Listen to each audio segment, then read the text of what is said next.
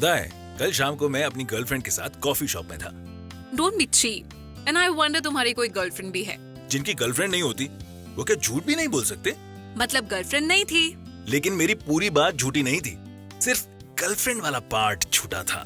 फिर तो तुम्हें कॉफी के बारे में काफी कुछ पता होगा। मैं कॉफी शॉप में कॉफी पीने जाता हूँ, वहाँ जॉब नहीं करता।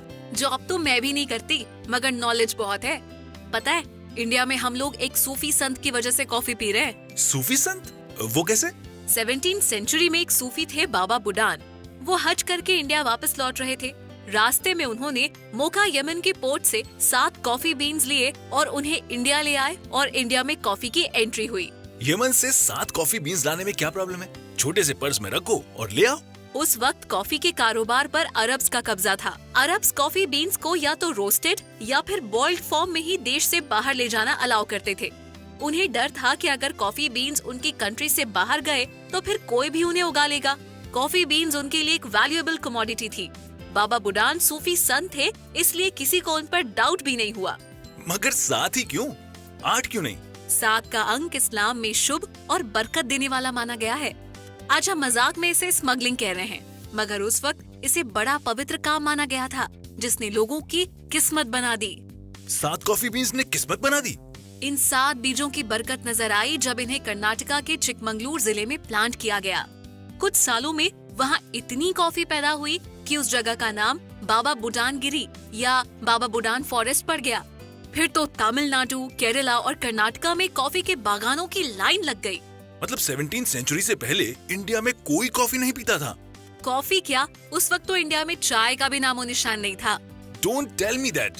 इंडिया में टी का लार्ज स्केल प्रोडक्शन 1820 के आसपास शुरू हुआ है। I am more interested in coffee.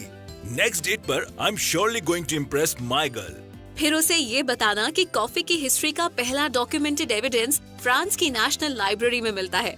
ये पब्लिश्ड अकाउंट सन 1671 में सामने आया, जिसमें लिखा था कि 9th सेंचुरी के समय इथियोपिया के लोग कॉफी की स्टिमुलेशन प्रॉपर्टीज के बारे में जानते थे। कुछ लोग ये भी कहते हैं कि वो इसे खाते भी थे। 15th सेंचुरी में ये कॉफी अफ्रीकन कंट्रीज से अरेबियन कंट्रीज में आई, स्पेशली यमन में। यमन की कॉफी आज भी सबसे बेहतरीन कॉफीज में से एक है।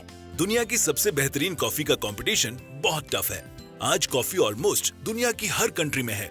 अरब के सूफी संत रात को कॉफी पीते थे क्योंकि इससे उन्हें प्रेयर्स के वक्त नींद नहीं आती थी। कॉफी नींद भगा देती है, ये बात सबसे पहले किसने डिस्कवर की थी? 9th सेंचुरी में इथियोपिया में रहने वाले काल्दी नाम के माली ने पहली बार डिस्कवर किया कि कॉफी बीन्स को खाकर उनकी बकरियां एनर्जेटिक हो जाती हैं। कॉफी को सबसे पहले बकरियों ने डिस्कवर किया? ऐसा कुछ लोग कहते हैं। ह्यूमंस को कॉफी से कोई फायदा है, ये पहली बार मोका यमन में देखा गया। कैसे?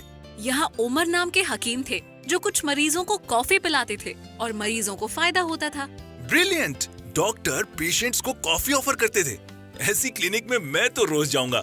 कॉफी वर्ड का ओरिजिन हुआ था अरबिक वर्ड कावा से, जिसका मतलब शायद वाइन होता है।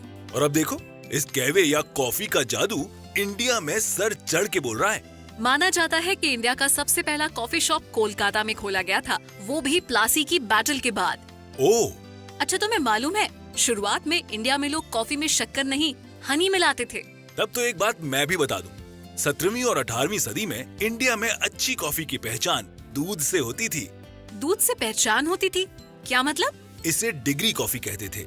कॉफी तो इसमें कोई भी चल जाती थी, मगर जो दूध मिलाया जाता था वो लैक्टोमीटर पर एकदम प्योर डिग्री का होता था।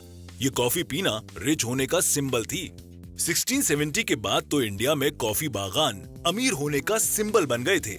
मेरे पास 5 कॉफी के 5 बागान हैं। क्या है तुम्हारे पास? मेरे पास 2 बाल्टी भर के कॉफी रस्ट है। Coffee rust? ये क्या भला है?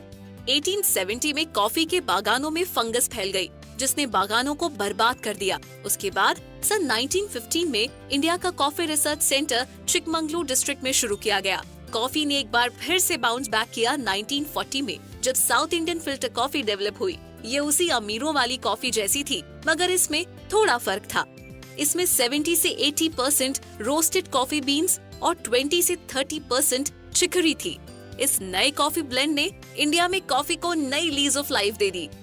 मतलब कॉफी एक बार फिर से चाय के साथ रेस में वापस आ गई। यस, इंडियन कॉफी के बागानों ने 1970 आते आते एक इंडस्ट्री खड़ी कर दी और उसके बाद इंडियन फिल्टर कॉफी पीना साउथ इंडियन लोगों के लिए डेली रूटीन बन गया। करेक्ट। 1936 में इंडिया में मुंबई में इंडियन कॉफी हाउस के रेस्टोरेंट चेन का पहला कॉफी हाउस खुला और फिर केरला और कोलकाता में भी इसकी ब्रांचेस आई। रियली? 1942 में इंडिया के सारे छोटे बड़े कॉफी मैन्युफैक्चरर्स को एक साथ लेकर एक बॉडी बनाई गई, कॉफी बोर्ड ऑफ इंडिया, जो कॉफी के डेवलपमेंट के लिए काफी काम कर रहे हैं। इंटरेस्टिंग। किस तरह का डेवलपमेंट? सोचो, अकेले इंडिया में 1,71,000 से ज्यादा कॉफी के बागान हैं, जिनमें 9 लाख एकड़ से ज्यादा जमीन पर कॉफी की पैदावार होती है। जो स्टोरी 7 कॉफी बीन से शुरू हुई थी, वो आज यहाँ आ गई है, जब इंडिया वर्ल्ड का 6th लार्जेस्ट कॉफी प्रोड्यूसर है, जहाँ दुनिया की 4% कॉफी का प्रोडक्शन होता है। तो क्या हुआ? सारे वर्ल्ड में एक साल के अंदर लोग तकरीबन 4 बिलियन कप कॉफी पी जाते हैं, और इन 4 बिलियन कप्स में से 2 कप हम दोनों अभी पीने वाले हैं। So it's time to take your leave. So have a nice time and have a nice cup of coffee.